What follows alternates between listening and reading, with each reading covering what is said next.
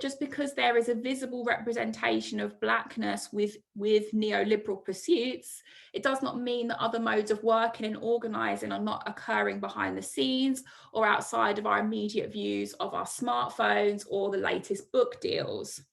I'm obviously, like many probably in this conversation, inspired by Sivanandan and how we need to be disciplined, thinking about his words on how we need to not make the mistakes that some leaders on the left do about grandstanding and telling people what to do.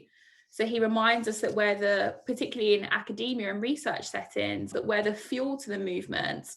Like, we know we have to form coalitions, solidarities. We know we need political power together, but we're at a stage now where we are very fragmented and we don't trust each other. So I don't think the answer is to tell people that the way they're doing things is not reminiscent of the past and therefore their thinking is wrong. We have to kind of look where we're starting from and do the very messy work of solidarity building and political education. Telling people that their individual plights doesn't matter, I don't think is going to rejuvenate our movements, even though I'm very sympathetic and understand why we say that. I think that one of the things that we have to do for imagining our future anti-racisms is recognizing that some of us will never be at peace with the fact that there will be variances within our approaches to this work.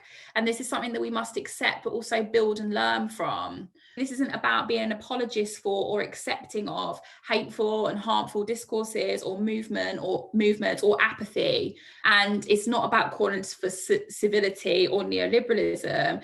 It's about recognizing the differences in our broad coalitions and how we can move them forwards without telling each other that we're doing things the wrong way. We're witnessing a renewed global threat to trans, non-binary and gender fluid populations, especially here in the UK. If you've become apathetic or ignoring these forms of violences, you've underestimated how integral they are to upholding the structures of unequal power as we imagine and build towards the coalitions for our collective emancipation.